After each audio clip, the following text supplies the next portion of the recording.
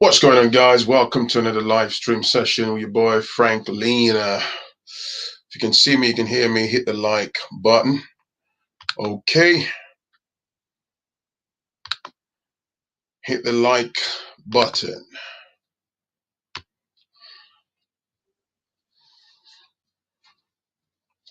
So this one is going to prove a bit controversial.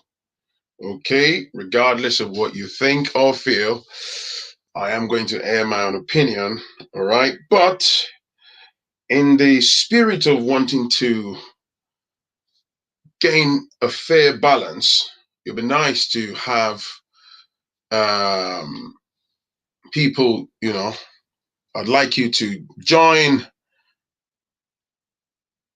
the conversation, man. All right. I'm going to provide you a link in a moment, and feel free to come and talk to me. It's an interesting topic. Let me just say, respectfully, before we crack on, okay? Let me say respectfully, I have nothing but love and respect for everybody. As you know, we say it like it is on this platform. I'm not afraid to express myself. Now, feel free to express yourself. You don't have to agree with me or other persons in the timeline, especially if you're part of the live chat. But please, let's be respectful, okay? This is not gender war. This is not a battleground to pull out your swords or to come and use your personal experiences. Maybe somebody smashed your heart to smithereens and dropped you by the wayside of life, and then you realize this is Frankleen's platform, and then you want to use this to attack men or use it to attack women. If you start doing that and I catch you out, I'm just gonna have to block you straight. Okay? I try as much as possible to hold on to the fact that let's be civil. That's what I'm effectively trying to say. But like I say, feel free to express yourself. No name calling, no, the moment you indulge in personal abuse, male or female, you're going. All right? Please don't do that, okay? But feel free to express yourselves. Feel free. Whatever it is you have about men inside of you, articulate yourself as a grown up without any name calling. No gender bashing and things like that. All right? Cool. Right. So don't forget to smash the like button. Before I forget, if you haven't, please follow me on Instagram at Phrankleen. Phrankleen, as my channel is named, and it's the same on my Twitter account at Phrankleen. All right. Tony said, "Hello, Phrankleen. I've just discovered you, and I've enjoyed a few programs I watch. Thank you, Tony. I appreciate, and I hope you find many more programs to enjoy the platform. That's quite refreshing. All right. So let me focus the camera. Try to be in focus. Right. So, anyways, these email. Sorry, I'm a bit late tonight because I just got busy doing some things in the background. So yeah, these story came from a lady that watches my one of the people that watches my channel, and so she lives in the diaspora with her husband, and they've got 3 children. All right, so 2 of which were born back in the motherland, as I normally say, in Africa. So then the 3rd child was born here. Now, so as they immersed themselves, as I normally say, into the Western system and all that, like I always say, there's cultural difference, there's cultural shock. If you have a way, most of the time you have a way, especially if you're migrating from a particular side of the world and you're already married and stuff like that, you usually have a way in which you lived your lives. And then when you migrate to the West, there's always a bit of a shift in paradigm. There's a bit of a shake-up. It shouldn't exactly affect the core of your relationship or your family or your existence together as a couple. But usually, because of the environmental factors, it tends to shake or reshaping the framework of the family slightly, right? Now, so the long and short of this, as I said before I crack on, I'm going to post the link in a moment once I'm done talking. I don't want it to make it just about myself. The story is not very long. I'm going to get to the point shortly, but I want both brothers and sisters, if you're watching me tonight, click on the link. Feel free to come. It's on my platform. Come and express yourself. Okay? I want your opinion. What do you think? As long as we are civil, feel free to talk without barriers. Now, the lady said, back home in the motherland, for the purposes of clarity, right? They used to live in Nigeria, okay? So, excuse me, gotta be a cold. So, they used to live in Nigeria. Husband worked for some good organization, had a bit of a side hustle. She said monthly. And again, this is a bit of a double barrel type story because this is one of the things I say. All these people that just blindly want to go abroad. And I know, and there's a very common thing with our people. The moment I jump in this part of the conversation, JR, thank you. I'm going to come to you in a moment. Nothing wrong with 50-50, 80-20, or 100, depending on mutual agreements. Thank you for the super chat anyway. Appreciate you.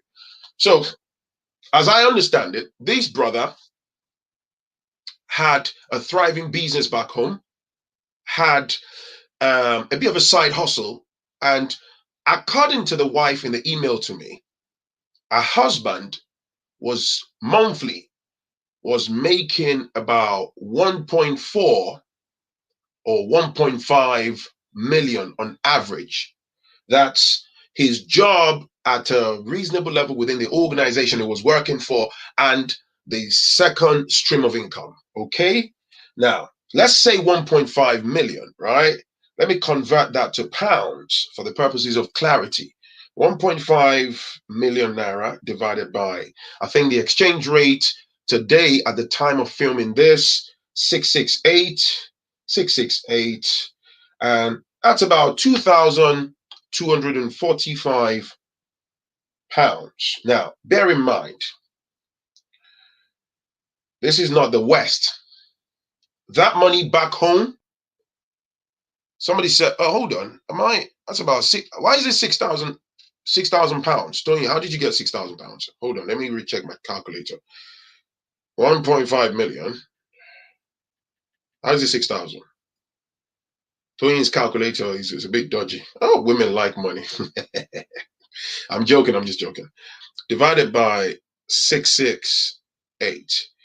That's 2,245 pounds. It's not 6,000.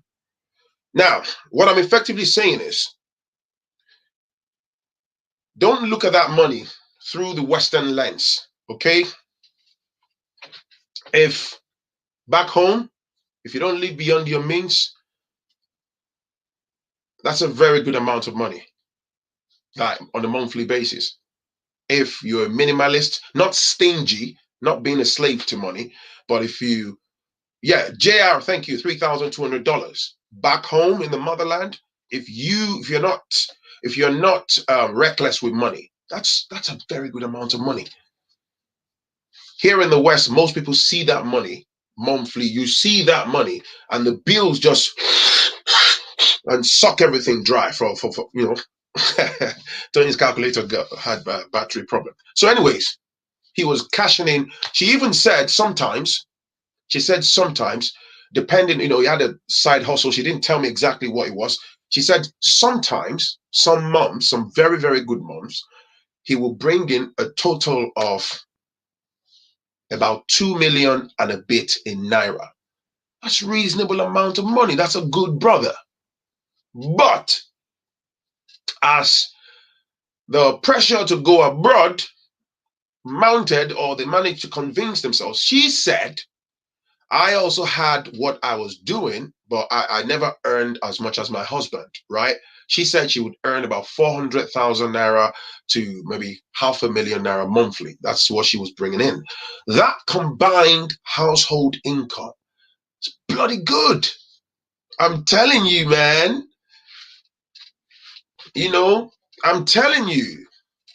But they found whatever justifiable reason to want to migrate abroad.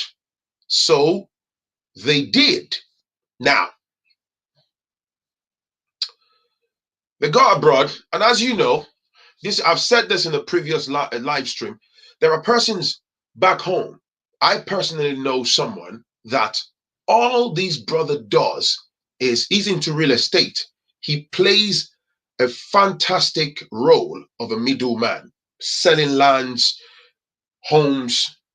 If you say to him tonight that you need a parcel of land in Abuja, his phone is littered with contacts. He would bang, bang, bang. What do you need? An acre of land, 2 plots of land, boom, boom, boom. And at the end of the deal, he'll get a cut from the owner of the land and from you, the buyer. The long and short of what I'm saying is that brother was doing very, very well until he managed to convince himself to go to America. Today, he is struggling without papers, but that's a story for another day. So, anyways, back to this couple. They came to the UK, and as I always say, the life in the West is set in stone, especially when you've just arrived and you have to start. From square one or square zero, right? And depending on your age band and so many factors like that, and you've got children and all that, my G, it's very, very. Somebody said, Phrankleen, fix your camera. Am I out of focus? Or my villagers are behind the camera? Can you see me now? Can you see me? Is it better? Can you see me? Is it better? Down below now. Perfect. Oh, thank you. Thank you. Sorry about that. It was a bit out of focus. I apologize. I apologize. So, anyways, as I was saying,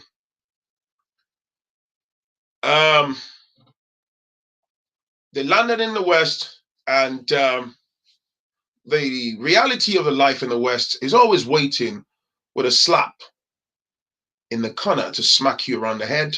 So wake up from your honeymoon now. Welcome to the life in the West. All right. It's a set system. It's put in place. It's challenging. You can make something out of it. You know, it's almost impossible when if you have to spend the next donkey years chasing your status. You already know the gist, right? So let's not go off tangent.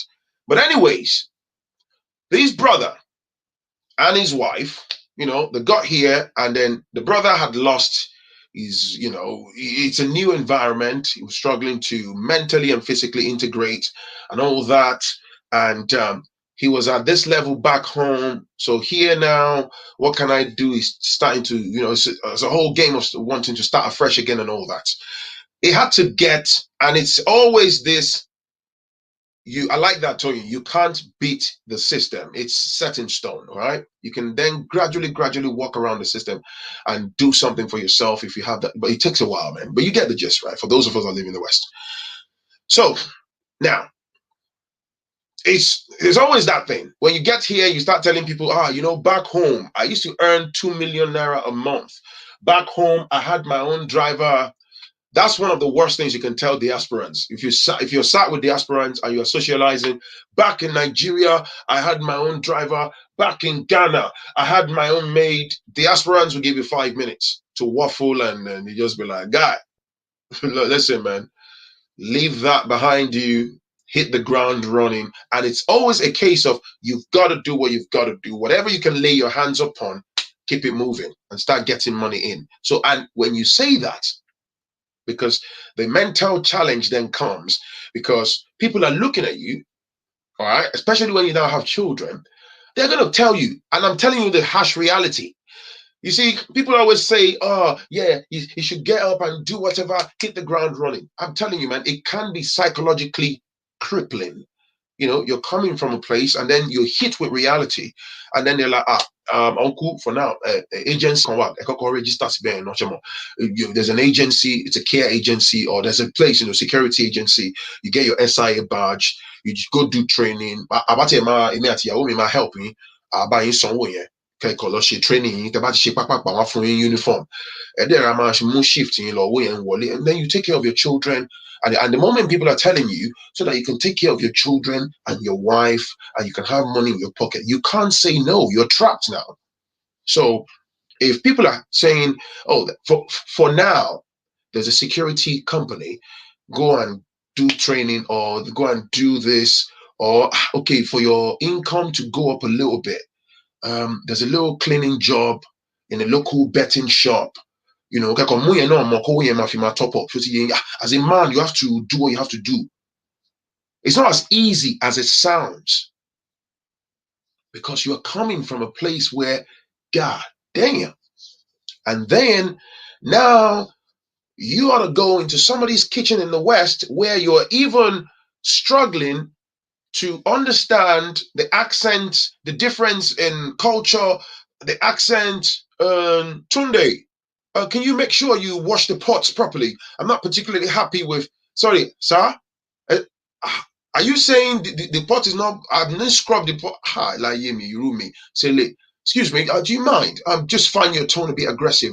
And you're calling your wife. For look at boy and bam so need to share you. I'm not far on you. You're calling everybody. London is a leveler. Abroad is a leveler. The reality slaps you in the face. This is the truth that most people don't really put in the public domain. Fact. That doesn't mean that you're going to remain at the bottom end of the spectrum, but for the rest of your life in the West. But you can potentially remain there for a substantive amount of years, particularly if you are challenged in the area of adjusting your status. That's a fact. Because let me tell you, here in the West, everybody's got their cross to bear. They've got their monthly outgoings. They've got their truckload of responsibilities. The nicest person will probably do the bit they can do. So what do you do now? You have to hit the ground running. So anyways, you get the gist, right? So this brother had to get the type of job he didn't expect he would have to get in the name of he has to man up. There's the societal pressure and all that. He's grinding, he's doing all that. But the wife was able to get, I think, a combination of two type of jobs. So she said she makes a bit of money more than him. And because the husband was paying for some other things, I don't know. People then sat them down. They had major arguments around finance, because finance is a major part of every and any relationship. And then they started halving the bills. Now, back home, some of these have to do with the culture, right? It's a societal, generational thing. That doesn't exactly mean your wife isn't going to get smashed by someone else if she's going to get smashed. Doesn't mean she's not going to cheat on you if she wants to cheat on you. Doesn't mean that relationship's not going to collapse. But the society has a generational conditioning that we've all adopted. That, you as a man, you've got to, of course, there's nothing wrong with that. But you as a man, you've got to deal with the bulk of the bills, yada, yada, yada. All right. So even some women have selfishly adopted that. They would fixate their eyes on the man's money, stretch it thin, whilst they stash their own money. You know those mentality, right? But here in the West, fam, the reality is totally different. So if the husband, for example, at the basic level, after tax, and I'm saying at the basic level, we're not talking about high-end jobs. It's not there yet. At the basic levels, bringing on 1,005, 1,006, or whatever. There is no way for that brother.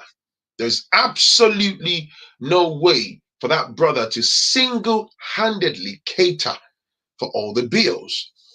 So realistically, most people, most couples have the household bills. We are coming. Hey, mama, we are coming. We're coming. Relax. You're going to call in. Just relax. Let me finish. I know some of you can't wait. Hey, Phrankleen, let's call in. We want to come and talk. Hey, let's come in. Just relax. You're coming. You're coming in a moment to talk. Just, just relax. All right. I'll post the link in a moment.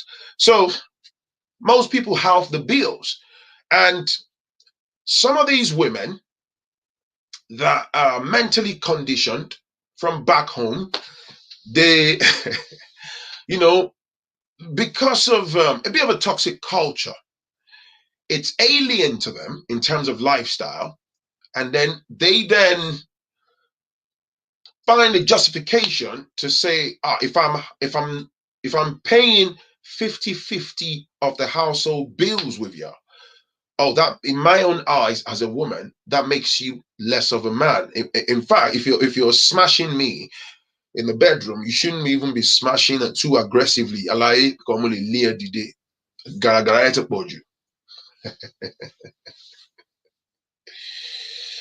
Again, it's a lot of these stem from the way we've been wired. There's, for me personally, and I chime in on how I see it. If you're making abundance of bread, you have the ability, and it's not going to, affect you to pay for. You have the ability to pay for, maybe to cater to a bulk of the family outgoings. Fair enough, but realistically, because of the way the West is wired, you halve it. That's a fact. This woman says, um, um, says, since they settled here, she just doesn't. So back in Nigeria, her husband used to cater to her about 80 or so percent of the bills, or sometimes even 90, and she just does some of the food here and there, and over here she's vexed that they are they are paying, they are having to split it halfway. Well, woman, welcome to life. Welcome to our broad life. There's nothing wrong with that. There is absolutely. What I have a problem with is, why does that make the man less of a man?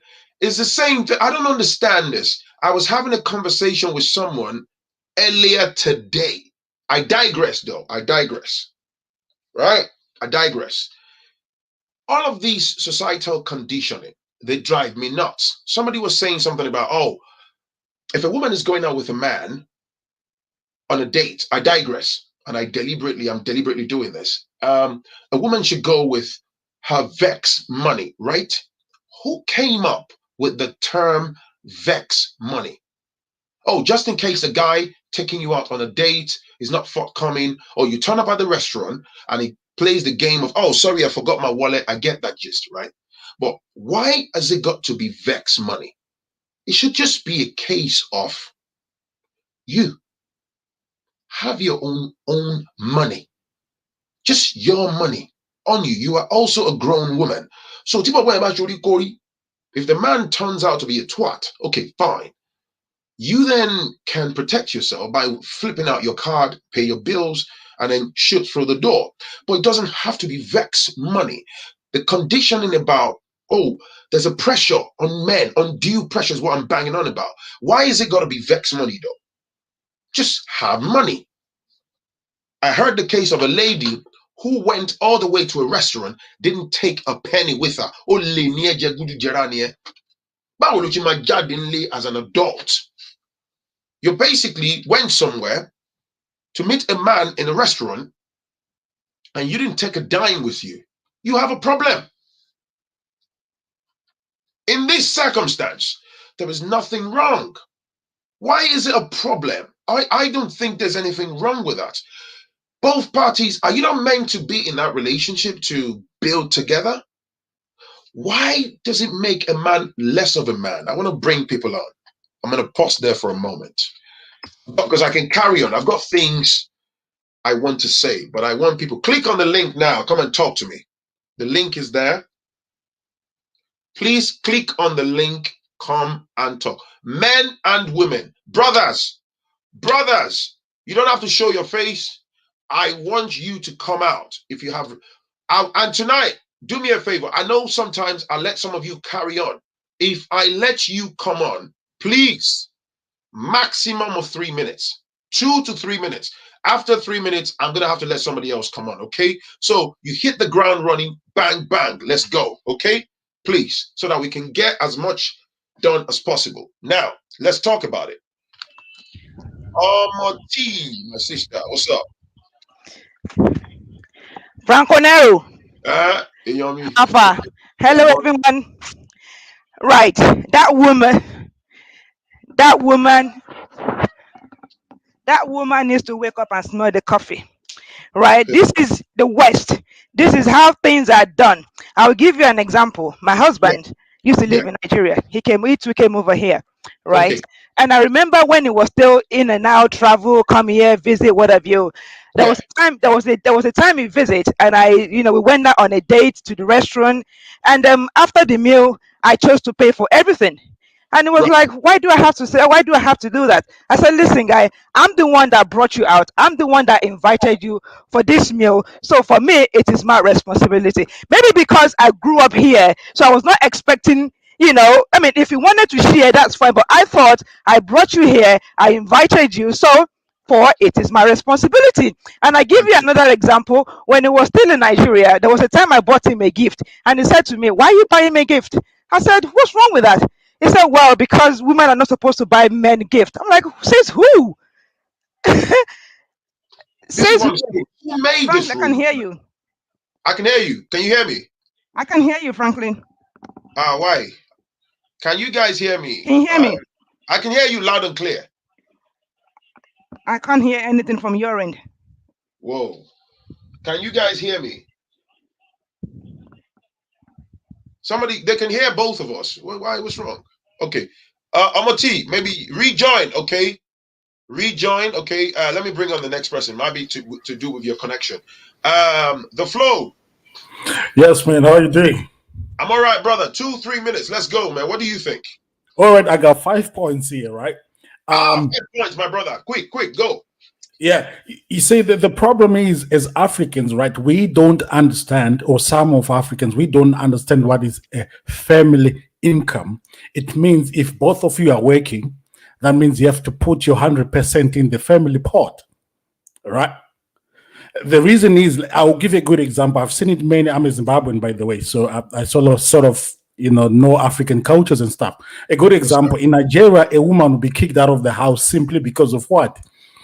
She didn't contribute money to the what? To the family income. So the man feels entitled to say, I don't owe you anything, or you don't own this house simply because you didn't contribute, which is Got why women don't realize that, right? it. Then also, men use it to control women to say, I'll look after you.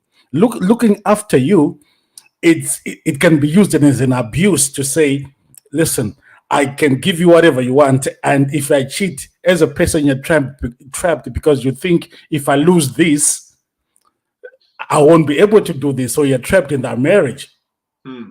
right? So that's what normally happens in the Western world. I don't know why it's mostly Africans. We say 50-50. Marriage shouldn't be 50-50. Where does the other 50% from both of you go? It should be 100%. Right? Hmm. Which means if 100% of whatever the little is coming in, if we look towards a mortgage, that means you are paying less years for that mortgage, right? Yeah. Yeah, but if it was only the guy or whoever, that means it take more years. There is not that financial thing you always say to say. So there's a financial thing which lacks in us in Africans. Hmm. So we should always say there's nothing called 50-50. It should be 100-100. And whatever you contribute into that marriage, that's what you're entitled to. And most men in Africa love that to say, I'll look after you, because they will use it against you in one of these days. I think I've said enough. I'll give other people a chance. Thank you, my brother. Thank you, man. Nice one. Thank you. Straight to the point, Soxin. Thank you. Michelle. Hi, Phrankleen. Good afternoon. So what do you think? Go Oh, on. good evening, your time. Good evening. Um, so I really like this topic. It's something that we get to talk a lot around my friends, my community, cousins, and family. So Hmm. it's not even supposed to be a 50-50. It's supposed to be 100%. I think finance is something you have to even start having that conversation even on your first date. I'm Hmm. not saying that you want to know how much he earns or you want him to know how much you earn No, so no, he can. sorry to cut you before you carry on. I think the use of the term 50-50 is just basically to address the issue of paying bills. So say, for example, we have a monthly outgoing bills of say about $1,000 or £1,000. We split Mhm. it in, in between. You pay 500, I pay 500. That's the term 50-50. I mean, do you have anything against the use of that term in that regard? I still think I have a use for I don't think I support the 50-50 term, which is why I was talking about it all being 100%, because if you all bring your money together on the table, there'll be nothing called 50-50. Ah, That's where I was driving to. I'm not saying that one person controls the entire 100%, but you two work together where bills is addressed as a union, as a unit, 100%. Your investments go in 100%. You all decide what you think you'll be comfortable with on an individual level to have on yourself, so you don't have to go to your husband or to your wife and say, I need to purchase this, like a control, right? But hmm, certain high level things should all have a joint effort, a joint force to be accomplished. okay. I agree. Is there anything else you want to add to that? No, I think that's it. Thank you very much. Thank you. Right, Chinyere. Hi. Hello, how are you? Hi, Can you I'm hear me? fine. Thank you. Okay, great. You can hear me. Yeah. Okay, so about the whole 50-50 thing. So that's one mistake that a lot of people make when it comes to marriage, right? Um, so for example, we shouldn't look at things like, oh, it has to be split half in the middle. We shouldn't be like counting every little thing against each other, one another, Hmm. because what if what if I lose a job? Or what if the husband loses his job? At that Right. point, isn't it 100-0 or maybe 80-20? Hmm. So we should all pull our weight when it comes to the relationship. For example, if one of us is making more income, we should be able to size things out a little bit. Okay, some of these bills, you might be the one taking care of some of these bills 100%. Some of these bills, we might have to split it up, based on what we're bringing on the table. Right. Now, one thing, so it's for both male and female. Now, Yeah. one thing I want to say is that some men, when they come, they overdo it in terms of, oh, okay, if there's certain things that they could just take care of as men, they will start counting every little thing, and it shouldn't be like that. And then another thing I don't like about some of our women is, if they are earning more in their marriage, they start to disrespect their husband, and that's not cool. That's not cool at all. We should And both.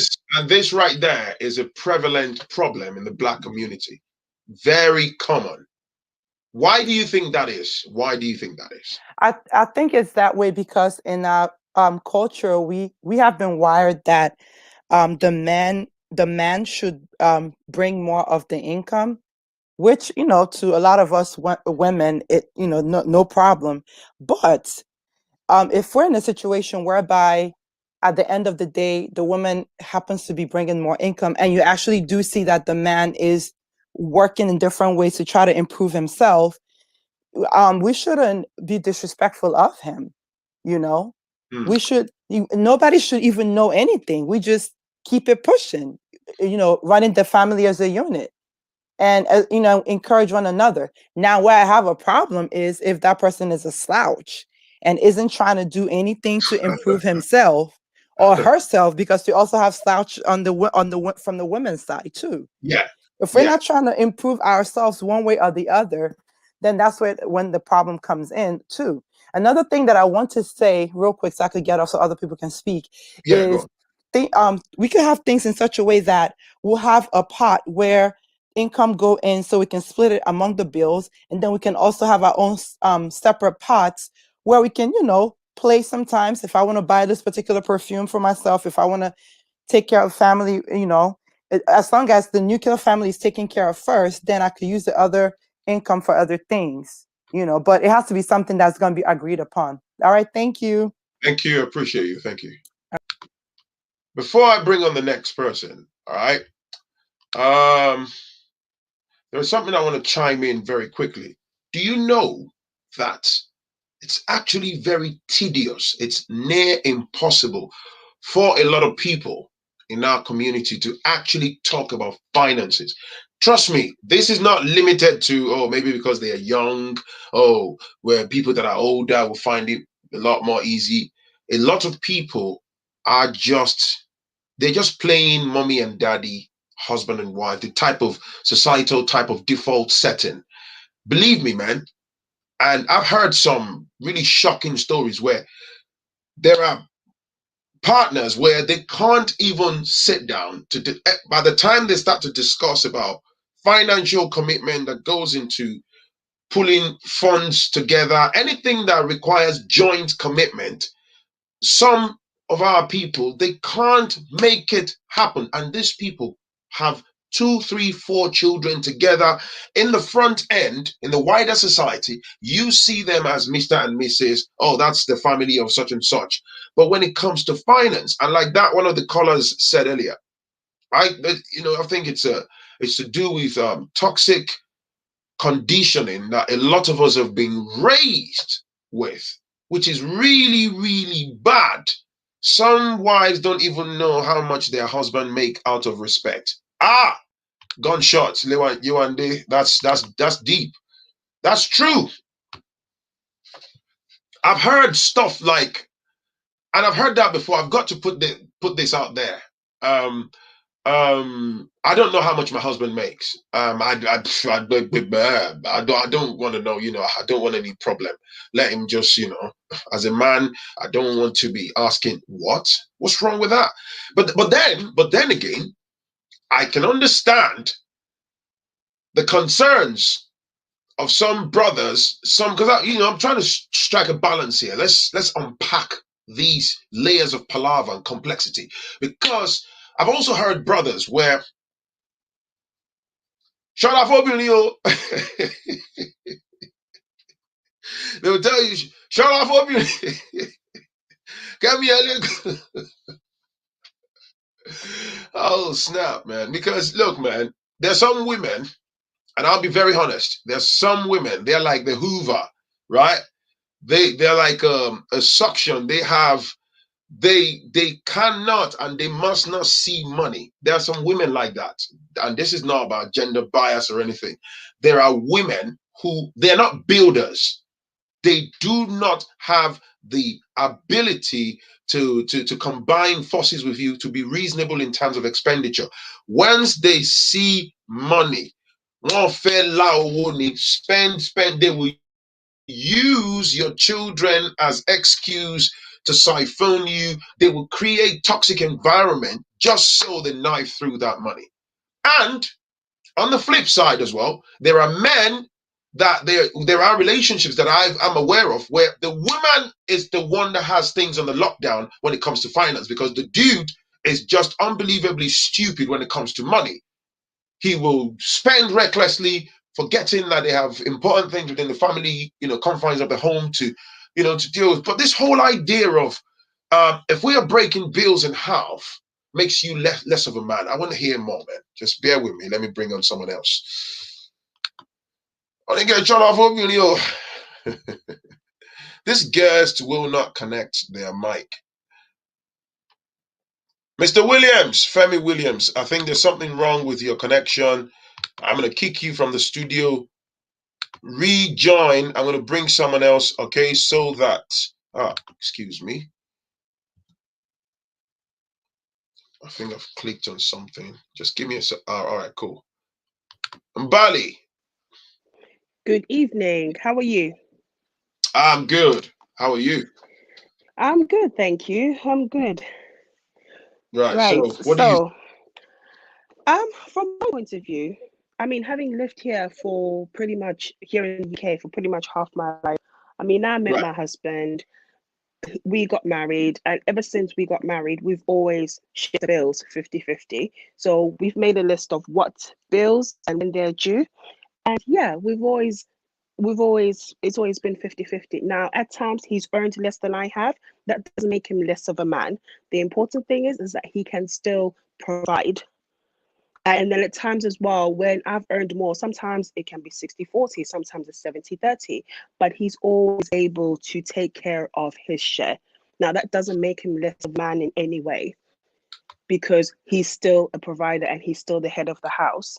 So what you do find as well is that yes, there are men out there that will use it as a form of control. Because I remember in my dating days before I met my husband, I dated a guy, and I remember him saying to me, "Oh, if I made more money, you would not be working." And I said to him, "But why? I actually enjoy my work and I enjoy having a salary."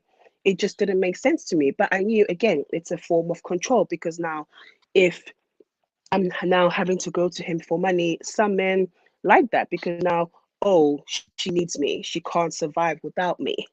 And then Hmm. also what you find as well is that there are so many women, and this makes my blood boil, is that they'll say, "Oh, well, I've been pregnant for you, I've carried your children for 9 months, and oh, I'm breastfeeding, and yet you still expect me to go 50-50. How is that fair?"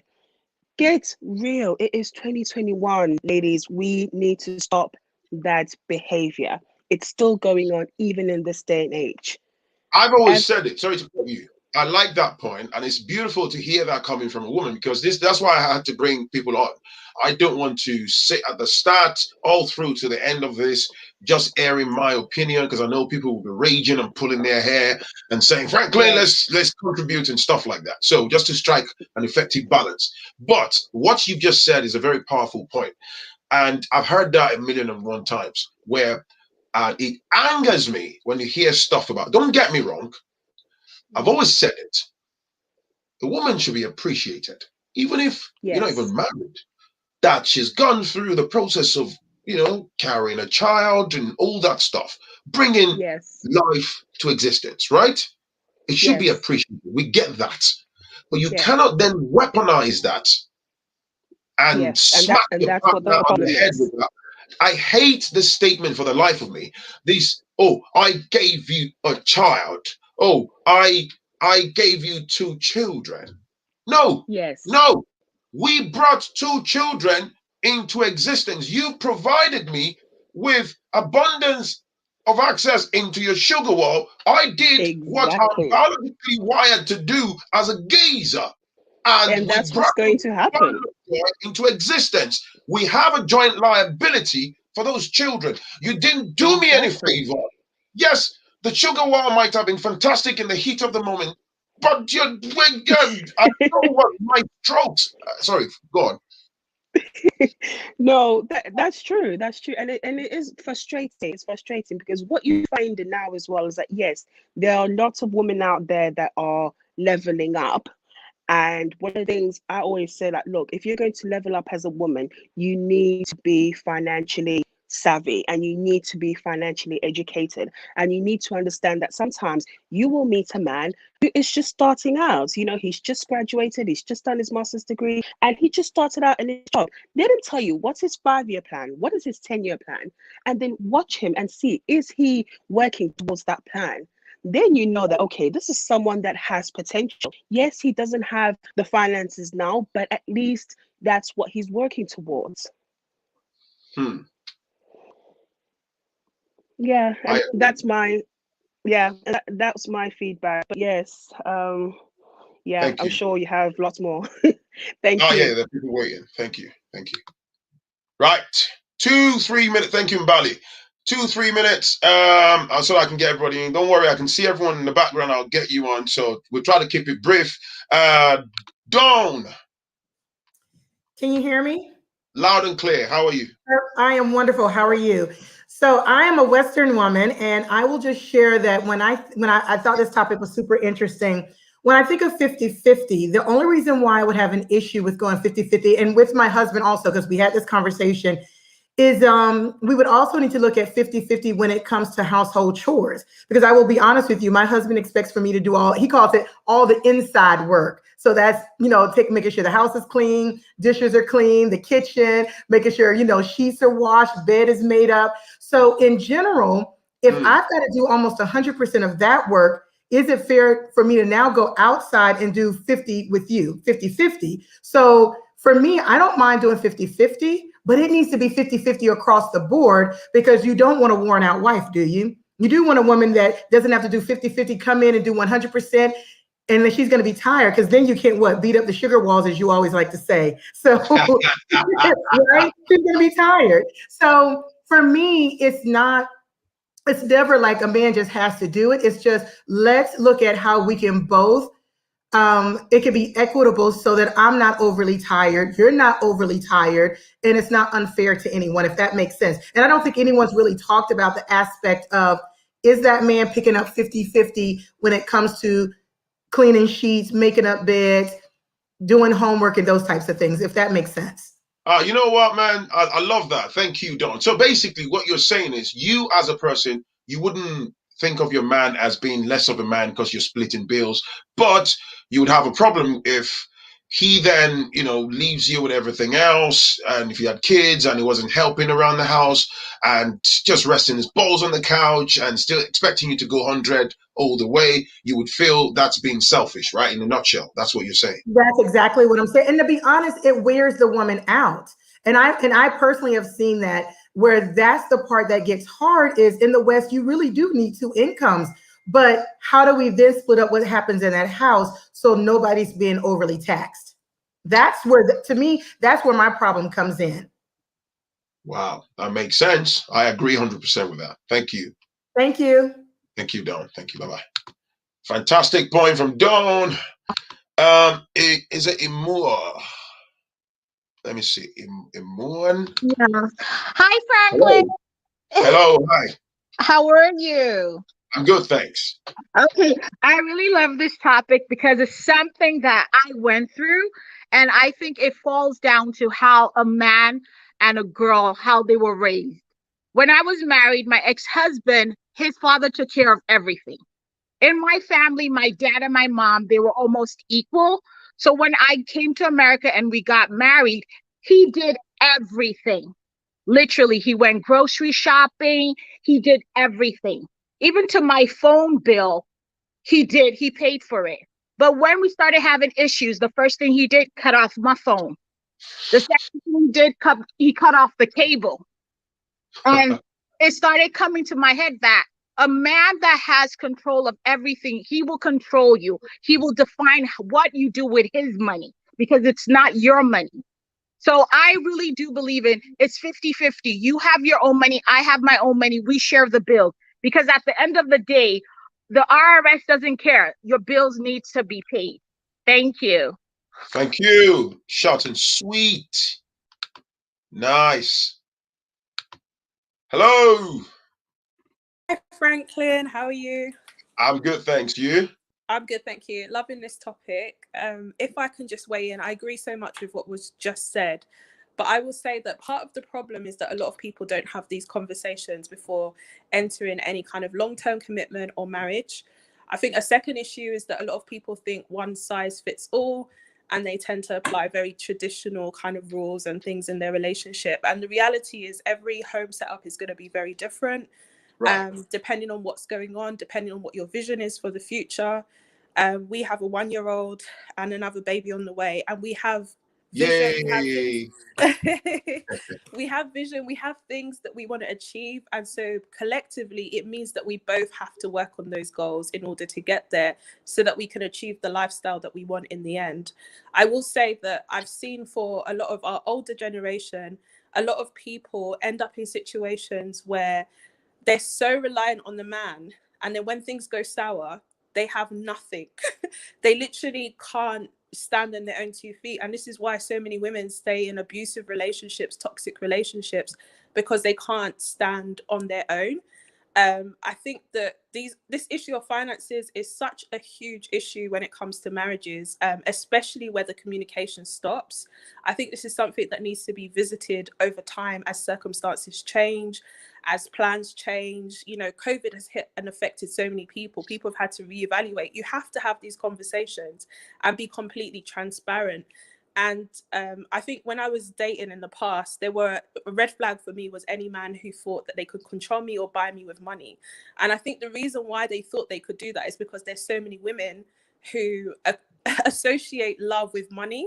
And so they've been able to achieve what they wanted from those women by flashing cash. It doesn't work for me. I have my own. So I'm not fazed by those things and can easily pick up the signs. But in terms of financial deception, I just wanted to say this because I'm Nigerian, I see this a lot. Pressure from back home. I don't think we can't escape this topic without talking about pressure from back home, because what tends to happen is that family members are in the man's ear typically, especially I'm married to a firstborn son, but I find that this is typical for firstborn sons especially, or firstborn. They have so much responsibility. You've got people in their ear constantly.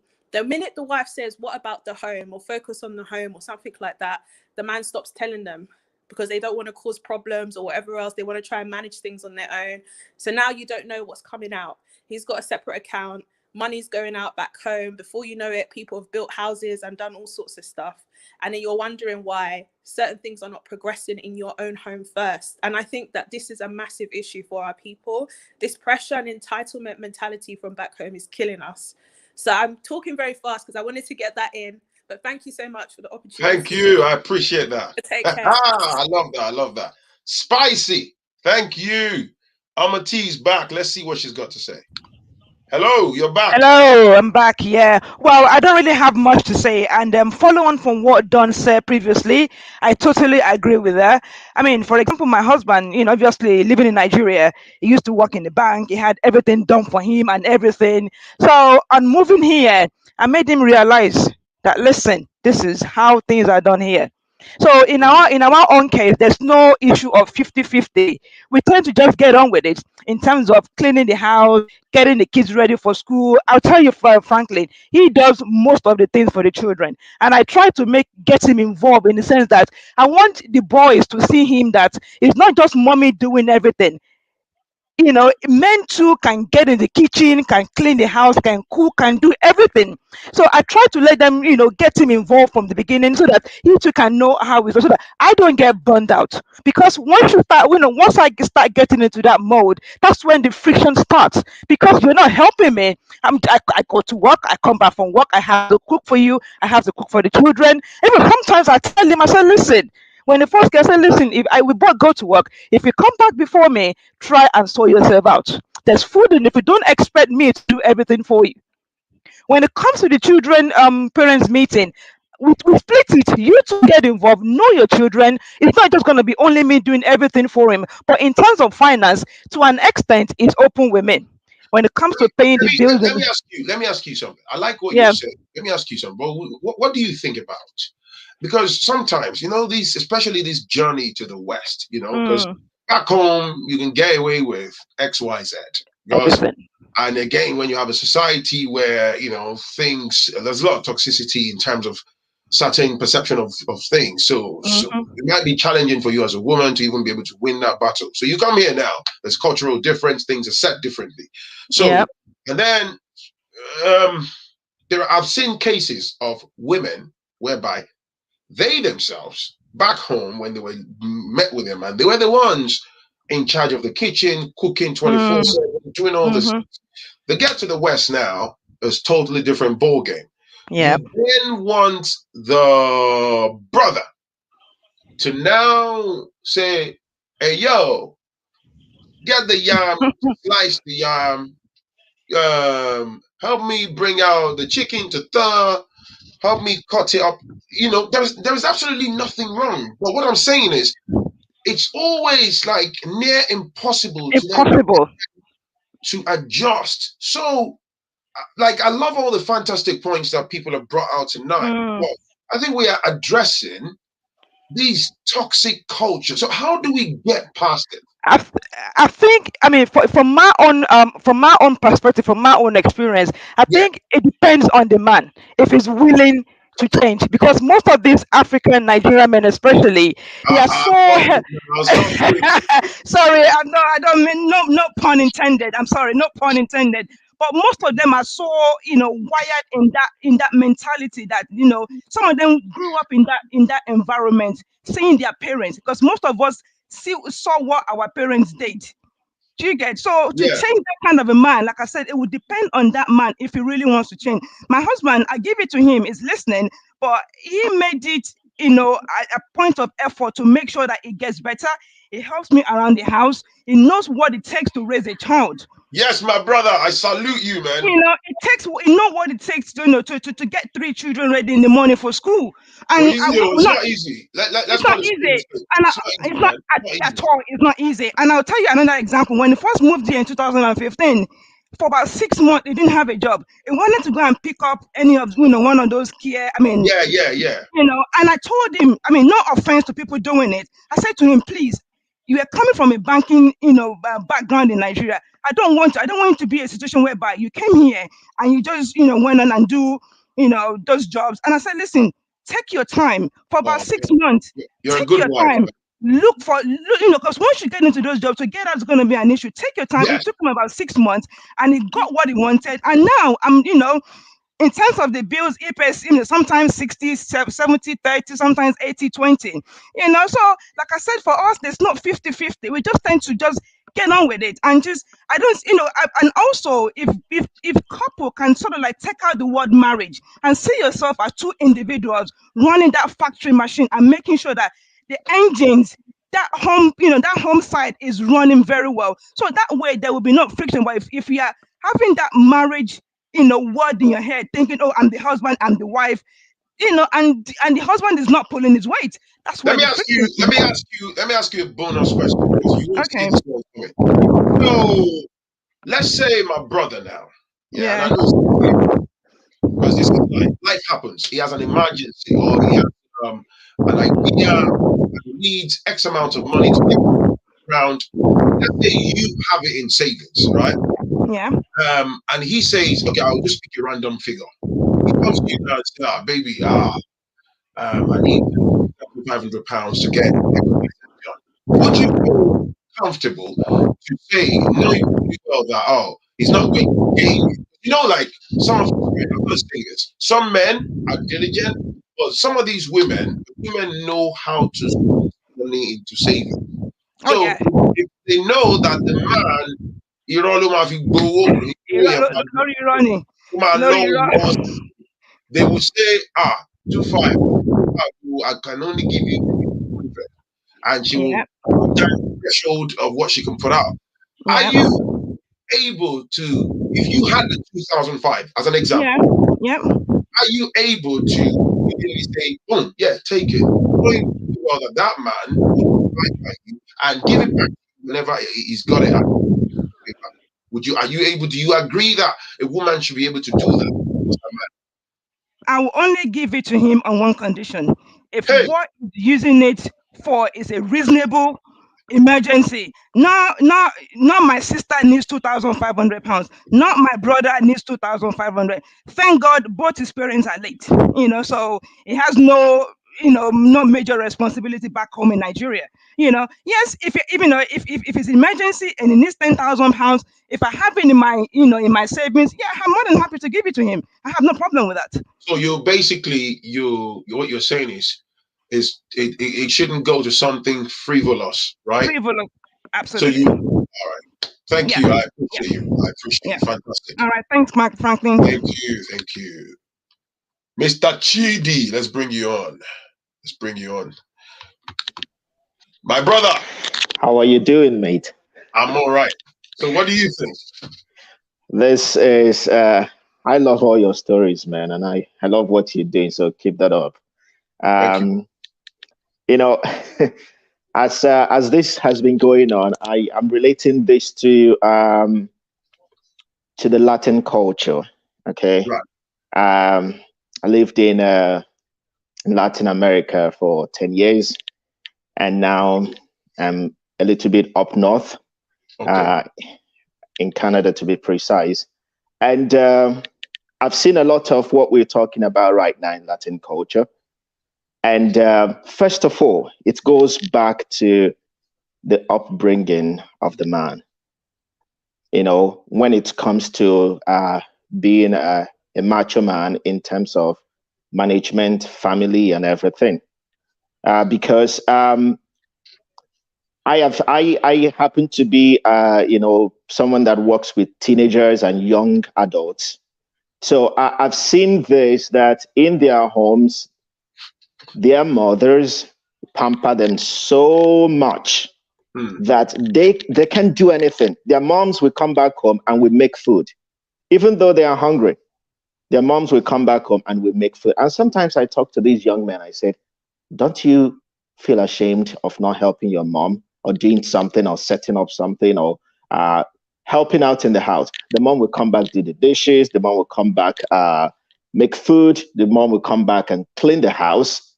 And when they become adults, get married, I don't expect anything different. That's the way they will handle their wives. And that is what is also what happens in our own. Now, when it comes to finances, you know, if they're well able to make good enough money, their wives are in their pockets. Their wives will come and beg them for everything. And many a times they will, make them, oh, okay, you're not going to work. I will be the sole provider. Even if you're working, maybe they will make them get a job that, that they will not be making enough to be able to have a say. Now, on the other hand, I've seen there's this Nigerian couple here. Two of them, they've been married for almost 30 years. Right. They have a joint account. Everything, every cent that goes out of that account, the husband knows, the wife knows. Now, this is nearly impossible for many people to do. And this comes back to when you're dating the person, when you're talking to, when you talk about money. I've learned a lot of things, in my time outside Nigeria of how you talk about money. I'm going to interrupt you, bro. Can I just chime in quickly? Yeah. But and I agree that we should have that within the confines of a relationship. But I think knowing each other's numbers, like having your cards on the table, being honest about your earnings, regardless of who earns more, is tied to the issue of trust, which is a major cog in the system. So there's a lot of people out there. The reason I'm putting this out there is so that we are clear in regarding disseminating, because for some people, because you hear a mixed bag of stories, right? Some people, it's the issue of trust. Again, trust is unfortunately inevitably tied to major parts of any relationship. And the moment trust is diminished, there's nothing else we are working with. So like I would sit down with a bunch of dudes, for example, and you hear stuff like, hey, yo, I can't tell for example, I'll give you an example. There was a day I was sat with a couple of dudes, just after the first lockdown. That was last year. And we're socializing. And this guy said he earns £550 a day as a business analyst. And he himself and a couple of friends who were like work in the same financial services were sitting with me. And dude openly said, he just gushed out and said, this contract that I'm working on right now, which is a 6 months contract, it goes, my wife actually believes I'm on £350 a day. And I'm like, wow, that's £200 difference per day. So I asked him, I said, why? And he goes, dude, man, in Yoruba, he just said, go bring it, So I asked him, we kind of laughed about it. The way he said it was a bit funny at first. So but then I pressed further and I said, why would you conceal your earnings in that capacity? There must be something behind it. And guess what? In fact, what shocked me was there was no particular occurrence, like maybe the woman might have done something for him to it's basically the way the brother had been wired from childhood. He said yo, my dad said if you earn £5,000, tell your woman you earn 2,000. Mm-hmm. Break off 3,000 and hide it, blah blah Wow. blah. Now, you know what? These particular side that I'm going to, it gets a bit dark if you go down the slope because Yep. some brothers, and understandably so, particularly being the objective word, if you live in the West, there is always an element of fear dangling in the back of your mind. That, for example, if you live in places like America, whereby should a woman smash her hand on the divorce button tomorrow morning, my You're gone. G, they're gonna wipe you out in a flash. So Yep. there's always an element of fear, in the back of the mind that I don't want to be left hanging.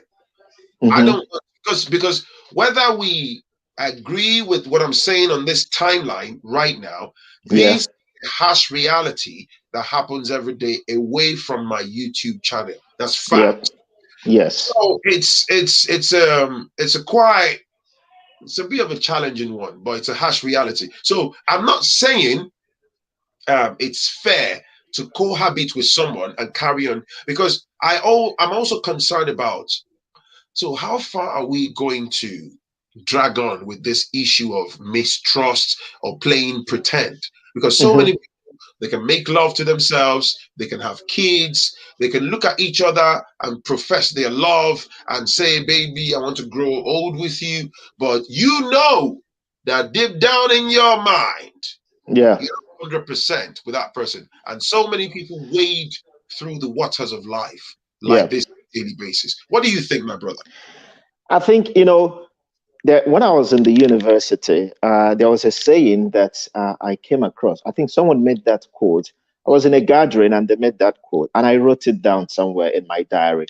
This was back in 2004, thereabout. And I still have that diary up till now. And the saying is this: whatever will destroy your marriage is already in you before you get married. Hmm. And when it comes to issue of mistrust, you know, people already see the red flags before they still go ahead and say I do. And Hmm. when they go ahead with that, they actually, okay, I just ignore the red flags. But fortunately and unfortunately, those red flags will definitely show up. And yes, I agree with having to you know know the person that you're with while you're dating the person. Now, the thing here is this: I was listening to a financial advisor somewhere over the radio. He said this: he will advise a joint financial relationship, husband and wife, not Hmm. boyfriend and girlfriend, not Hmm. you still not husband and wife. He will advise that. But when the husband or when the wife sees that the man or the woman spends more than necessary or things that are not relevant to the benefit of their nuclear family, Yeah. then they can split. They can go ahead like, okay, I see that you're not trying to change, you're not working on this, we've talked about it many times.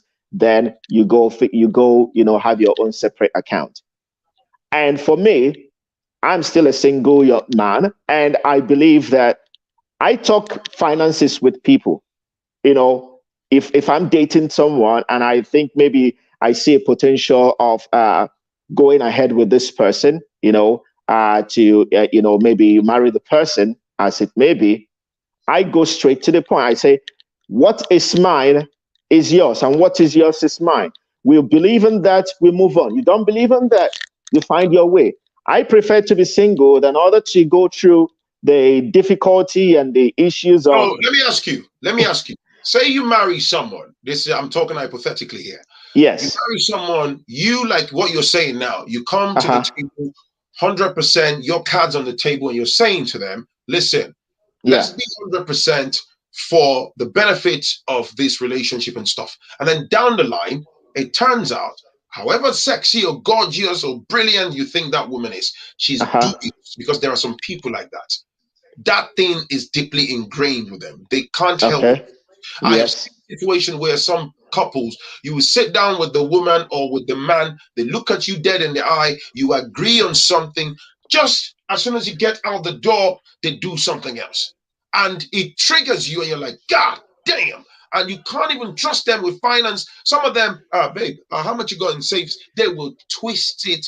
So when you find out that this is how this, because let me tell you, people say, oh, before you marry. Let me tell Mm-hmm. you, sometimes there's some things that are glaring that you may be able to find out before. Okay. I'm telling you, there are certain things that you will never find out until you start to spend time, you start to cohabit and live in everyday life before you then see some things clearly. And also Yeah. because we are humans, we all have the ability to be dubious.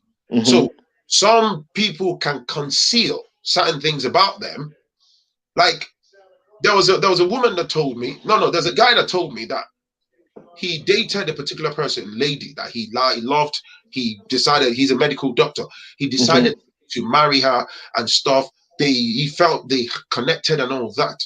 He didn't know for the 2 years that she has serious anger issues. You get what I'm saying? He Yeah. told me in the time they have the mini type of arguments here and there that you would expect, like no big deal. She would even until one day in the confines of the relationship, unprovoked, she flung a bottle at him. She was going to rip his head off. Hmm. And when he flew out of the house, because to protect his career, being a doctor, don't Yeah. want issue with the authority. Guess what? What shocked this brother was everybody in her extended family knew that he got married to an explosive person. But of course, human nature, they all wished them well on the wedding day. People were just Yeah. watching and they just left it. He found out, although eventually he left that relationship. Most people, they then see that, oh, this my partner is dubious. They just carry on. So what do they do then? I think if you've Let's already made, if you've let's already made, second so I can bring the other people on, my brother. okay, if you've already made that commitment, then that's when you split, in terms of finances. I mean, you can still, I mean, if it's not to the point of getting divorced, but you then have to split your finances. Then you manage yours, I manage mine, but we have to all come together for the common goal of the family. And then if there are external influences of, a extended family asking for money from back home, it also comes to the man standing up to know that, okay, first of all, my main aim here and goal in this relationship and in this family is to make sure that my nuclear family is all right. Now, whatever you're going to give to your extended family, it's also important that you talk about it with your wife, to be able to, so that you guys will be able to hold yourselves accountable and responsible in your relationship. Thank you, my brother. Appreciate you, man. Thank you very much. Nice point there, Mr. Chidi. Freddie, let's bring on Freddie. Freddie. Hello, Franklin. Yes, brother. 2-3 minutes. Go on. What do you think? What do All you right, Franklin. Sorry. Thank you very much for bringing me in. This is my first time. I tried to come in the last time. I don't know what happened, and then the line went off or something. Thank you so much. I really appreciate what you're doing, and Yes, sir. may your days be long, my brother. Thank Okay. you. Thank What Omo T said something that really impressed me. Kind of, she tried to kind of generalize the whole thing, saying Nigerian men. I'm a Nigerian man anyway. So, and then okay, let's look at it this way. Most times when our women, especially from Nigeria, when they come over here, they tend to kind of try to fit in and take the things when it suits them. They adopt it, But when it doesn't suit them, they try to push it away. For instance, yeah, they'll be cooking in Nigeria, doing most of those things. But when they come over here, they say, "Oh my God, is this freedom that is here?" They tend to stop doing what they have been doing. That is where I have the problem. Okay, you've been doing that all this while and stuff. I do cook anyway. I'm married, and This is my 10th year now or something. I do cook. But my wife is not a Nigerian anyway, so most of the time I love my swallow. Somebody's saying, Freddie, be careful. Those ladies are looking at you on the timeline and they're rubbing their hands. Because I'm saying the truth. I'm sorry, but I must say, listen, we say it the way it is, isn't it? Yeah. So, and then let's be careful though. Let's not generalize. Okay, fair. I get you there. Yeah. So, like I was saying, I've got some gangster ladies on my timeline. Yes. Yeah. So, yeah. So that actually that is it. I do cook. Okay. Okay. Like I was saying, my wife is not Nigerian, so and then I love my swallow and stuff. So I do cook. I do make the soups and stuff, and some she cooks the other type of food as well. You understand? So I don't have any problem in helping out in the kitchen. Okay. Or going 50-50. Sometimes depend on who earns more. It mustn't be 50-50, isn't it? Sometimes the woman might be earning more than the man. So and then you do not expect let me to go stop you there, 50-50 my brother. with the bill. So let me stop you quickly. So if your woman, was earning more than you, let me just ask you, and let's see how you react to this. And like there's a massive gap in earnings, how would you feel as a man? Would you be able to say, oh baby, you need to be paying more of the bills, or would you still carry on with paying your half of the bills, or would you carry on to try to say, oh, because I'm a man, I've got to still do 70 or 80%? Let's say your wife, you're earning, but she's maybe running a business, whatever, has maybe a bit more qualifications and something, and she's advanced career-wise, and she's earning a lot more than you. Will you be comfortable with that? I'm talking here in the West. Would you be comfortable with that? Yes, I would be. I don't have anything. I wouldn't have any problem with that because if she's earning more than me, obviously she has to pay more of the bills than me. But the thing is, hopefully, because she's earning more than me, hold on a minute, let me finish. Come on, Phrankleen. Because she's earning more than me, that means most of the time she might be out of the house more than me, obviously, depending on the nature of her job. So, and I wouldn't mind, I wouldn't have any problem with her paying more of the bill, but obviously as well, I would try to, kind of chip in with the house chores, because most of the time, depending on the nature of her job, she might be out more of the time, and that would be more at home more of the time. Fair enough. Okay, I don't have any problem with that. So say, whilst you're living through everyday life, as a couple, then some arguments set in, misunderstanding set in. Would this beat your ego? And because you know what, even some of the callers that said it earlier, on a more serious note, there are some women, okay, and I sit here to say comfortably that it's not a fair representation of a lot of women, or most women, or how do I say, there are some women who, the moment they feel or they realize that they're earning more than you, they will let you have it, if that makes sense. They will let you have it. So if you're having a misunderstanding over something, they will try to weaponize it. This is why I was asking you that question. Will this dent some kind of a blow into your ego, or you wouldn't see it as a problem if your wife was earning a lot more than you? Okay, in that regard, if she's earning more than me, but she's at every given opportunity, she always try to let me know that she's paying this, blah blah, that kind of thing, throwing it at my face at every given time. That's when I'll have a problem with it.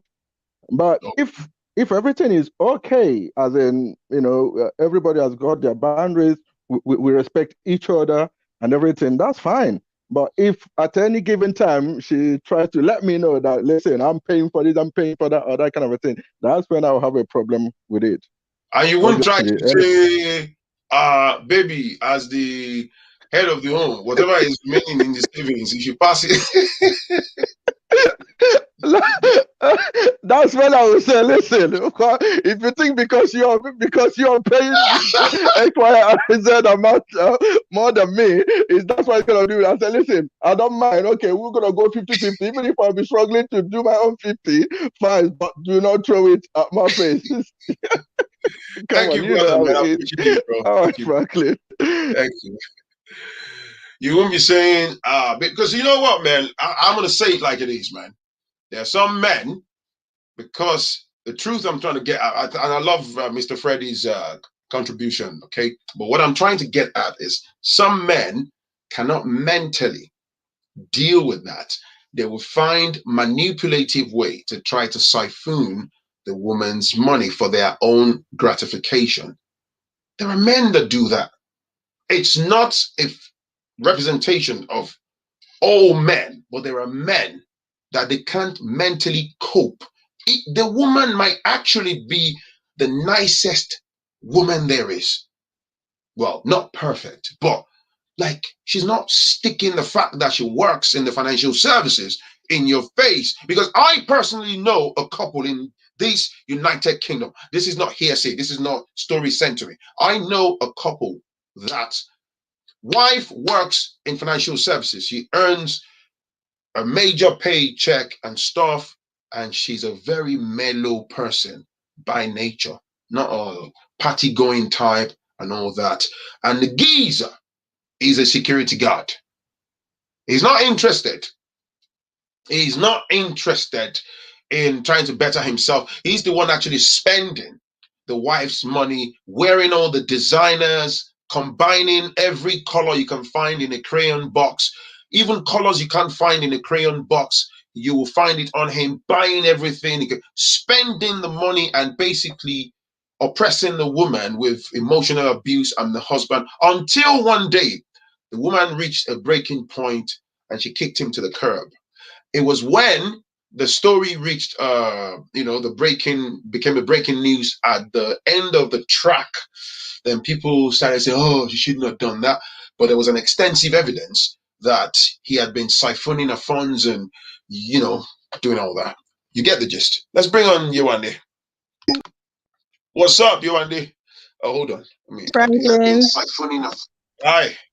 Hi, yeah, I hope you're okay. Yeah, I just want to have a few points to add to what you were saying concerning the topic itself.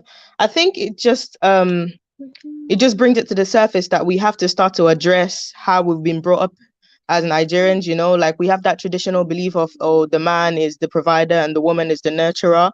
But obviously, when you come to the West, it's not necessarily so anymore, because most times in the West now, we actually have it where women are, the primary money makers. They make most of the income that comes to the house. In that case, can we still go by that conventional idea of the man being the provider? Because in that case, it wouldn't necessarily work for that dynamic of that family. So I feel like it's just something where we have to start to address these let me say old school ideas that we have, that men have to be the provider. Because I'm of the personal belief that whoever makes, I don't really believe in this whole 50-50 thing that everybody keeps talking about. I'm sorry, because I'm of the idea that if I make the most money, I should obviously cover the most bills. Do you get what I mean? So for example, if I'm making a glaring amount of money and I'm like, okay, I'm making 300K and you're making 50K, how would that even be 50-50? Like, why should that even be? Because in that case, it's just simply unfair.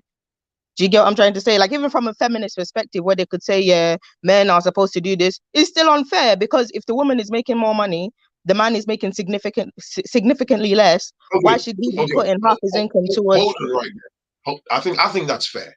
I think that's absolutely reasonable, like you said. So, tell her about peace. Say it pisses you off someday now, right? Whatever. XYZ happens. What do you think about? I think me personally, I use myself as an example. I am very, very comfortable in my own skin. I have never, and this has nothing to do with the fact that I have a YouTube channel. I suppose it's the way you're wired mentally. That's why I'm able to bring some of these conversations, right? Which I can tell you wouldn't even sit well with some dudes in our community because of the way they are. Absolutely. I don't have a problem if my woman is earning more than me, is when she rubs it in your face. if we had an argument about the remote control, don't flip the channel. No, I want to watch Netflix. Come on, man, that's rude. You should have asked me first. And then, you can't be in this house and be telling me shit about flipping the channel, one paying it, and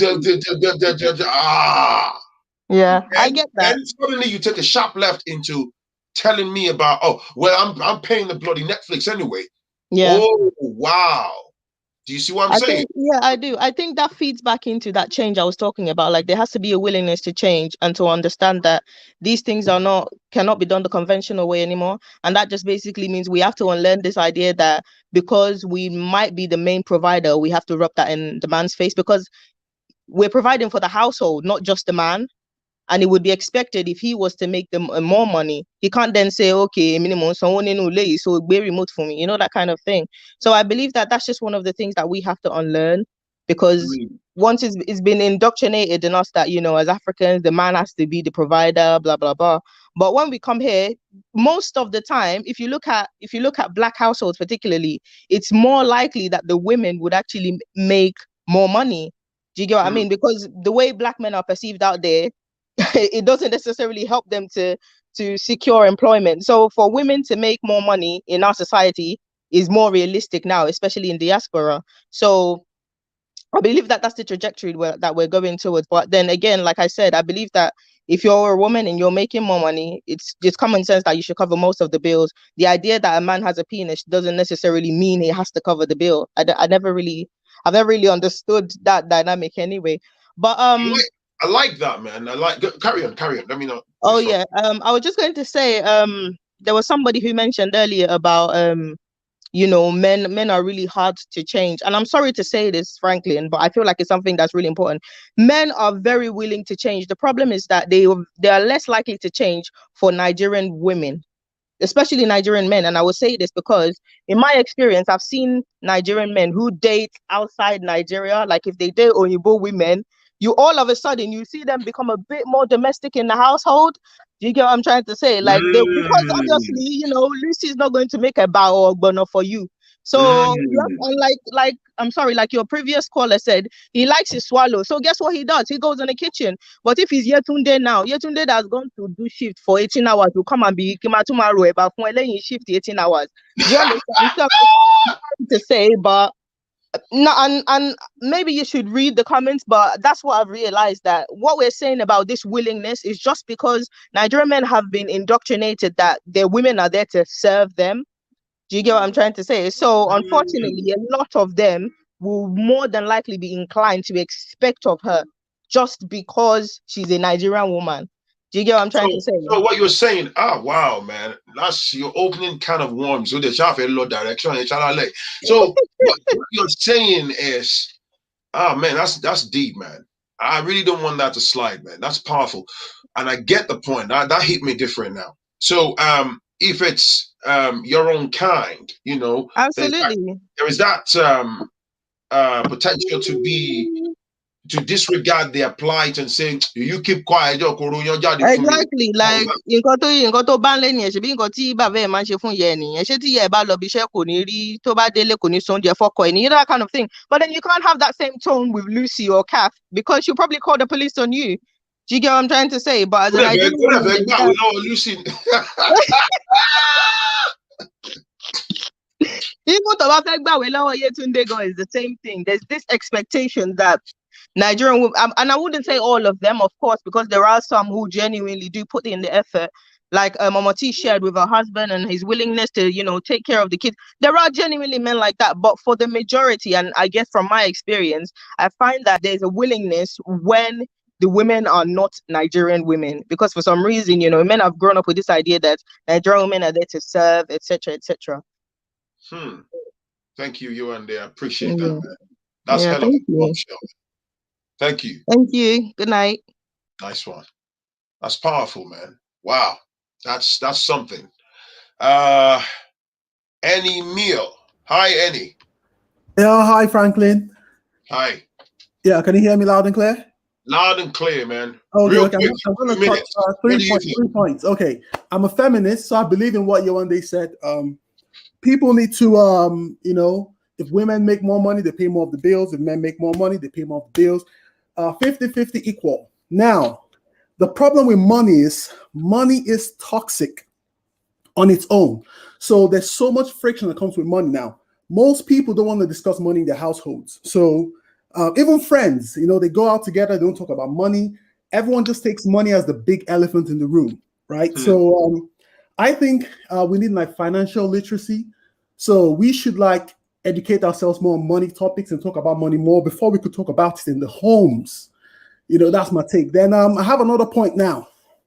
This is for high net individuals like men. Most successful men are being avoided by women in the West.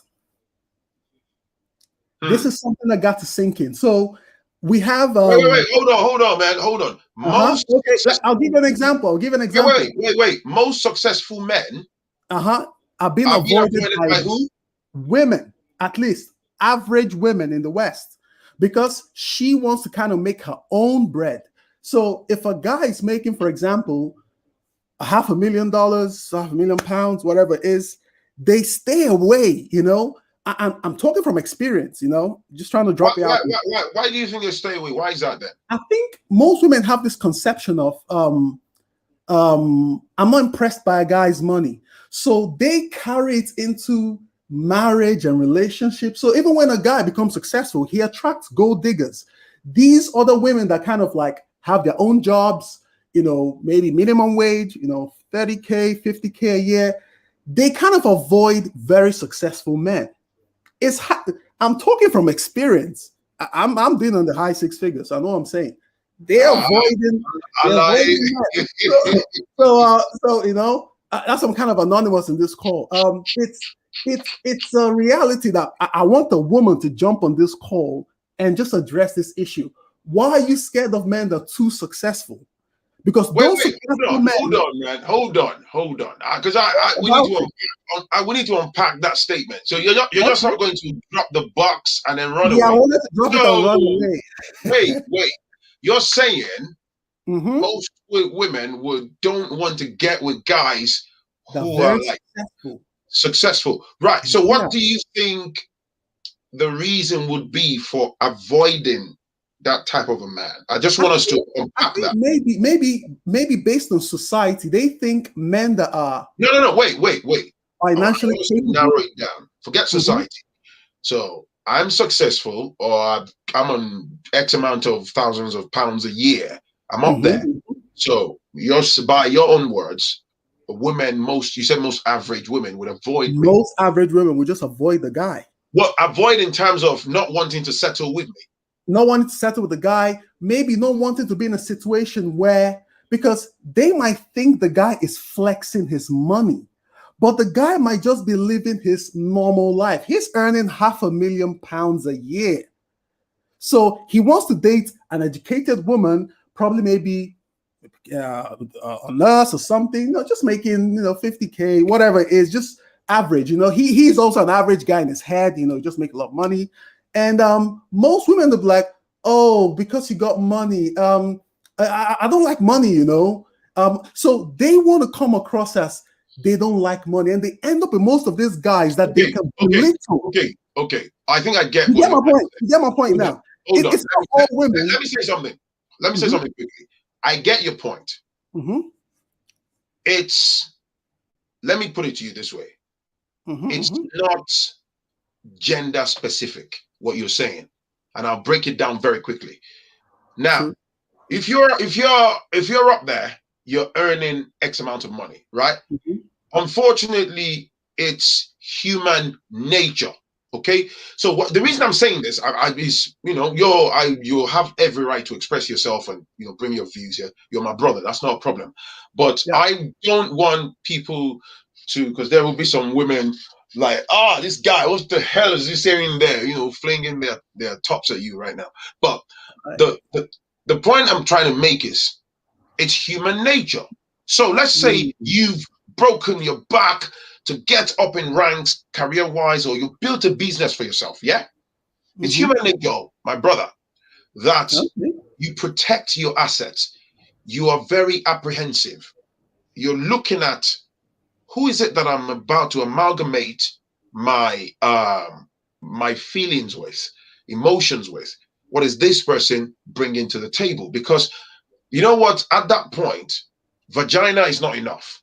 And on the side of a woman, it's not enough that you're able to pound them to dust, because you would soon realize, jokes aside, man, sex is great, sex is good, but when you're really matured, you realize that there's a deep down in the soul type of connection that really keeps people together, right? So sex comes as part of the whole package. So a woman too can be up there earning X amount of thousands of pounds of dollars, and you come in looking all chiseled like Morris Chestnut with your 10, 12, 15 packs, whatever that floats your boat. It's all well and good, like, ooh, great stuff. But if your backside is broke and you don't really have X amount of money coming in, a smart woman who has also built her money too might be weary, like, hey, this might be a chancer. Okay. I think you're saying it the other way around. I'm saying no, it. No, I'm not saying it the other way around. What I'm saying is it's not gender specific. What you're saying, I get what you're saying, and I'm with you. But what I'm telling you is it's not gender specific. It's not like, oh, women are, and also I think the reason why some women will be maybe a bit panicky, like you said, is they'll be worried that if they know, it's human nature as well. If you know that you don't have much going for you, you might be a bit like, so that this guy doesn't think. And some women, it's just because you haven't got X amount of money doesn't make you less of a human. Some people, they are just very careful, like, okay, this guy, maybe I don't want anybody to think I'm a gold digger, because you know what? Yes, women want security, women like money, of course. But there are some that are callous. Yes, that once you make the mistake of getting them pregnant, it's game over for you. All right, they will take you to the cleaners. They will latch onto you like a parasite. And there are some women, they would rather be in their lane. Oh, fair Urano. Like, they can't even ask you for a cup of coffee, and it's because you have X amount of money. Do you understand me? Why are we guys making all this money then? Why should we? This stuff, you know, if you try and speak to a lot of people earning so much money, they have this problem.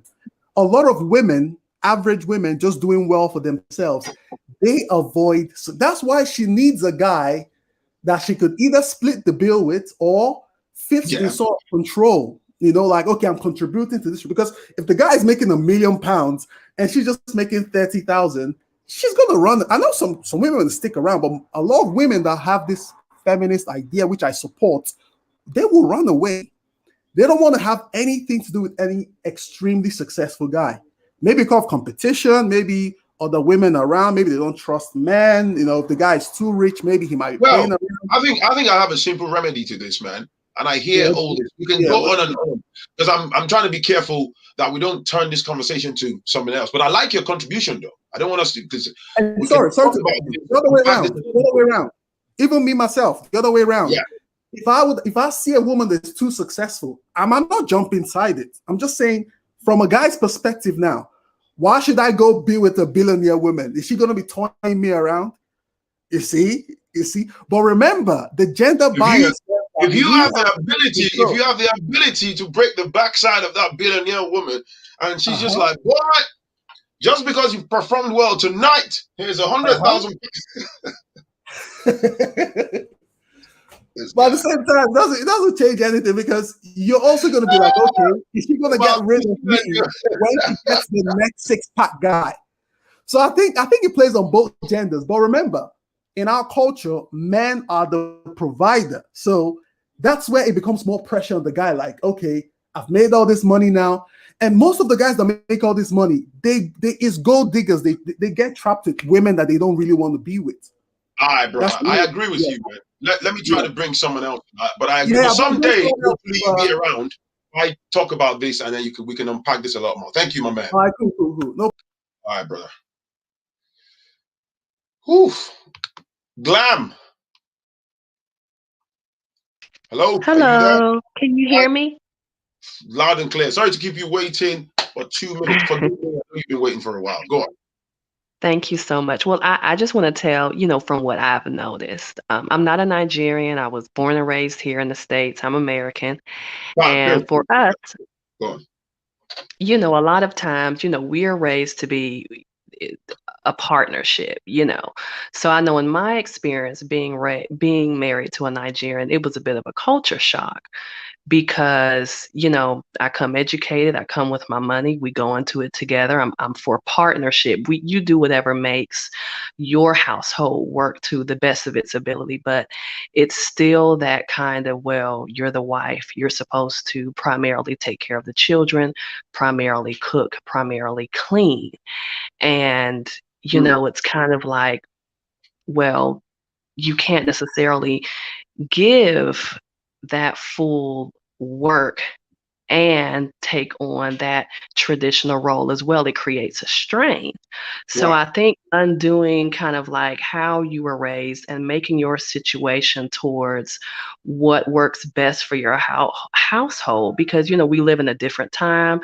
The West is just different, and it's no, there should be no ego trip to it. But that's something that I have noticed, that even with certain people I've met within the community, a lot of the women, it's the same thing. I mean, you're expected to provide, but you're still expected to do that primary. So it's like you have 2 full-time jobs.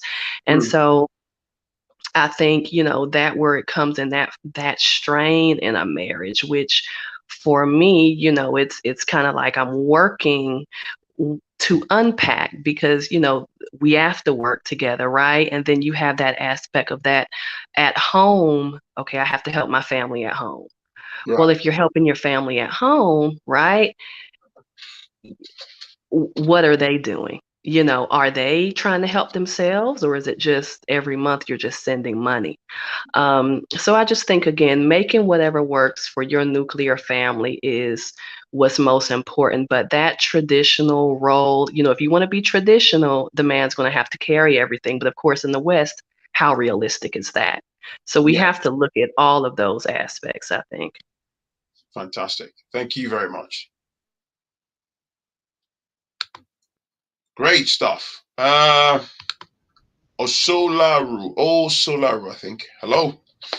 Hello. Hello, Frank. Hi, can you hear me? Yeah. Can you hear me? Loud and clear, brother. Go on. Okay. How's it going, man? Not bad. Okay. So that's a good topic. So, bro, I've been watching you for quite a long time. So great. I'm married to, I've been stayed for almost 30 decades, almost 3 decades. So my wife's American. So I'm just going to piggyback on what the lady just said. So, we left Africa thinking that women should do everything, right? So it's not a 50-50. So, back home, what we do back home? Because we don't have women to pay for anything. So house is paid for, car is paid for. So here you expect women to do 50-50. So in my household, we don't do 50-50. So we make tons of money, but we don't do 50-50. So for me, it's like, okay, I'm a man of the house. I have to take care of my wife and my daughter. Right. So whatever I work for A, I don't work for B. So I remember when I met my wife, I told my wife that when you say you don't do 50-50, so what do you do then? You pay most of the bills, right? Yeah, I do. Yes. Well, that's so cool. We don't do 50. Yeah, so we do. So 50-50 might work for some folks, but for me, it doesn't work for me. So, and when I met my wife, I remember when I met my wife, I told my wife that, I have my mothers, I have my other siblings. So she told me, she said, I don't mind, you take care of your mom. And I said, what about my other siblings? She said, oh, they gotta take care of themselves. So everything's about transparency. In relationships, transparency, communication is the key. As long as you let the other person know, and this is a partnership, that okay, this is what I'm going to take care of on my end, and your end, you got to take care of what you have to take care of. So 50-50 might work for some other houses, but for my house, it doesn't work for me. So I feel so like. You think if a man splits here in the West, splits their bills with their woman, what makes them less of a man? Is that what you think? No. It doesn't make you less of a man. You know, everything starts from, you know, it's how you start a relationship. You know, most so-called brothers from the, you know, from back home, we think that we can do it all. And at the end of the day, it's how you start your relationship. So communication, transparency, and trust. That's the key. Yeah. So sometimes, you know, a lot of our brothers make us so much lies. At the end of the day, you know, they get in the middle of it. They can keep up those promises. Like, I remember my dad used to tell us going on in Nigeria that, you know, never start what you can finish with any woman. So a lot of men will start what you can finish. Never what? Never start what you can finish with any woman. So a lot of men, you know, I would say a lot of our brothers from back home, you know, since we transited to West, we start what we can finish with a lot of women. Too many lies, and, you know, you get caught up in a lot of, you know, crap. And before you know it, that's going to be end of your divorce. That's going to be end of that marriage. So the best things to do is just being transparent. All right. Thank you, brother. I'm sorry?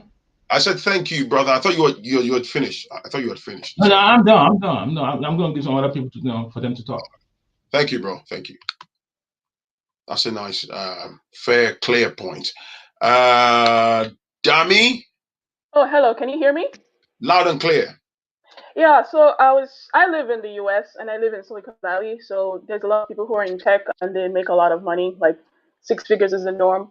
And what I notice about my white counterparts, you know, my coworkers, is that sure, you have some guy at Google who makes like, you know, 150K, and you also have another wife who works in tech who makes another 150K. You both make 150K. That's already 300K, and that puts you, you know, the Bay Area is expensive, but that really puts you in a good place. Yeah. So when I always look at that, and I was like, you know what, that's fine. That sort of partnership is fine. Holding out for someone who makes, you know, who makes like 2 times that, 300K or 400K, just because I want to be taken care of, has never made sense to me. So the idea of, like, you know, partnership with your husband or your partner, just building together, has been the most attractive to me. But at the same time, I also realized that, you know, a lot of women marry for security because, you know, kids are involved, right? And marriage, and, you know, kids are involved, and, you know, you marry for security.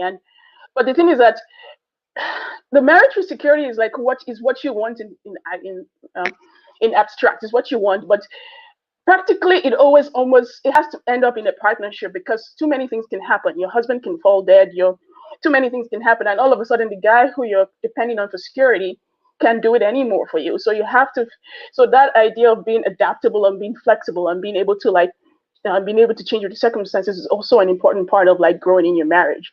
So so yeah, that's just my point there. Thank you. Appreciate you, man. Thank you very, very much for that, Dami. Thank you. Right. Lizzie? Hey, Phrankleen. Hi. Hi. Nice talking to you. I've been watching you for a while now. Oh, thank you. Yeah. So what do you think? What do you think? Okay. My own is, I really think partnership is a good thing. Okay. But the thing is, our brothers from back home, okay, I'm not from Nigeria, but I'm from Africa. I'm from Cameroon. Okay. Our brothers from back home, some of them, not all, they have this ego of, I have to take care of everything because I'm the man. And if they meet a woman that is successful and up there, you know, doing well, they panic. They feel like the first thing is they feel like, since you are a career woman, you might take over. That is the first thing, especially here in America, right? So I use myself. Sorry, my sister, before you carry on, let me twist that thing so that you can respond to that bit. You see that thing you've hammered on? It's the same here in the UK. If you go to Germany, if you go to anywhere we are in the West, it's a very common and well-known problem. But what I want to say is, because some men would say, oh, I don't have a problem. I say the same thing. But apart from men who have total insecurity in them from top to bottom, there are some men like that. However nice you are, they still would prefer that the woman is beneath them, right? Right. But for some men, it's also commonly known in our community that there are women, I'm telling you, man, the moment they feel that they are empowered, like, I'm breaking more bread than you. What I mean by bread is money, right?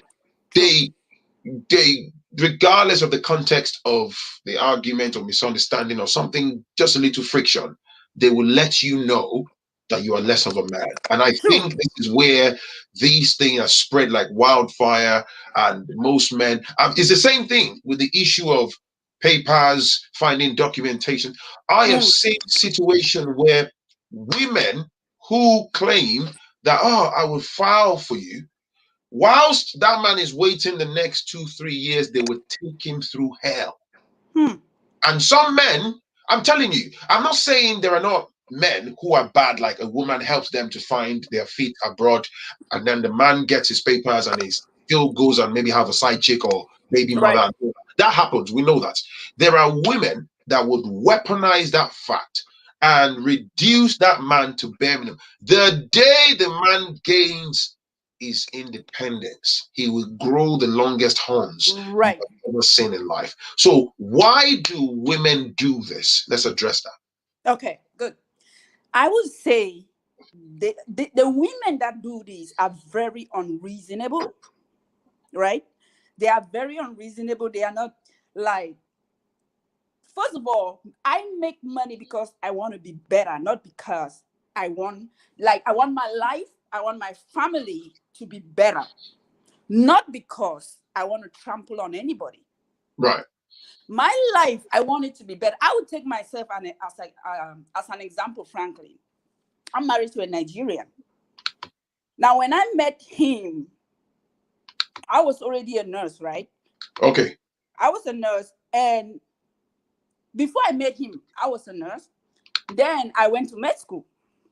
Now, somebody introduced us, somebody kind of set me up, with him. And I hear, sorry to call you, and I hear that a lot in America, that those RN nurses, they are crazy. Yes. A lot of them are evil, Yes, they are. I Go on. Hello? Hello? Go on. Okay. So when they got us, when they kind of hooked me up, I was blind about the hookup. I didn't really know, but my friend that were doing clinicals together, is a Nigerian, hooked me up. So when we went out the first time, he said, "What do you do?" I said, "I work in the health field," right? So my friend didn't tell him that I'm a nurse and I'm about to be a doctor. So he said in the health fee. So health fee to him means maybe LPN, maybe CNA, maybe home health aid. I just put it like that. I didn't put it like I'm an RN this or that. So months into the relationship, one day he just called me. "Why didn't you tell me you are a doctor? You are a nurse and you're about to be a doctor." I said, I didn't think that was necessary. He was like, I could hear that fear in his voice. I could hear that panic in his voice. And he has dated an RN before, and it was hell for him. So how was I supposed to help that situation? And it got to a point where I'm like, you know what? I might leave this relationship, because you already have this preconceived notion that everybody that makes more money, or every woman in this capacity, is like this. You get what I mean? Like, yeah. I say the women that do that, they are unreasonable. Because money is not supposed to make you trample on people. It's like you want to use money to express that your personality is more than every other. No, it shouldn't change who you are. It should rather just make your life better, because with money, our lives can be better, right? So it got to a point where I had to talk to him, say, "Look, this is who I am. I cannot now go and downside or not educate myself because I want to get married. Right. I have to make my life better." So it got to a point where, we got married. Eventually, we got married. See, So I was still doing clinicals when we got married, and then finally I had to move to his house. I was working and paying my bills before I'm married. Now he came, when I came, he already had a house. He said, I will pay all the bills. I said, hold on. How much do you have to work to pay all these bills? I said, I'd rather have my husband, time than for you to go working 16 hours because you want to pay all the bills when I can pay the bills too. So eventually, I want you to wrap up quickly because of my battery is going to cut off. Go on. So eventually, he had to unlearn all that, stuff from Africa. I'm the man. I'm supposed to pay the bills and things like that. And it has really been better. So my point is, it falls back to the women. When you are growing up in status as a woman, why should you change? Or why should you trample on somebody because you are making more money? Why are you even making more money in the first place? That's the question you should ask yourself. You're making more money because you want to make your life better, right? Not because you want to trample on anybody or you want to look low on people because they're not making more money. I don't know if you understand what I'm trying to say. I do get, I get your point. You're clear. So partnership at the end of the day is the best. Thank you very much. Yeah. I appreciate you, my sister. Good point, man. Somebody said, thank you very much. Culturally, at home and in the West, I think we need to eliminate the bright price because it's been used as collateral for potential buyers' remorse. And this is one of the catalysts for financial literacy shortcomings. I agree. Thank you for the super chat.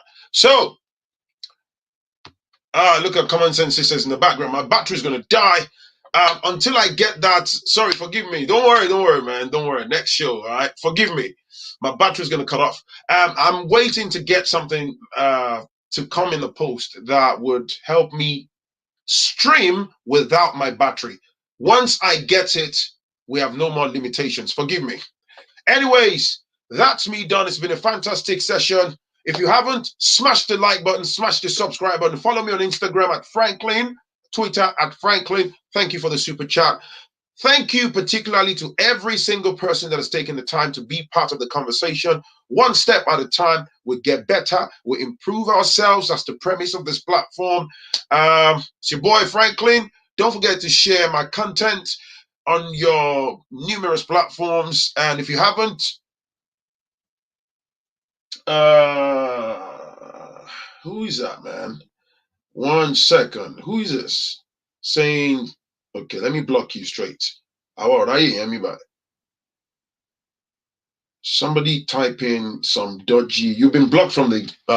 No, we have zero tolerance for naughty people on this that come with personal abuse. I hope you find happiness in your dodgy life, okay? But for the remaining wonderful people, thank you so much for the fantastic time, for contributing positively. And it's your boy Phrankleen, and I will most definitely catch you in the very next one. Okay? In the meantime, enjoy the rest of your evening, your day, your afternoon, wherever you are in the world. Peace and love, man.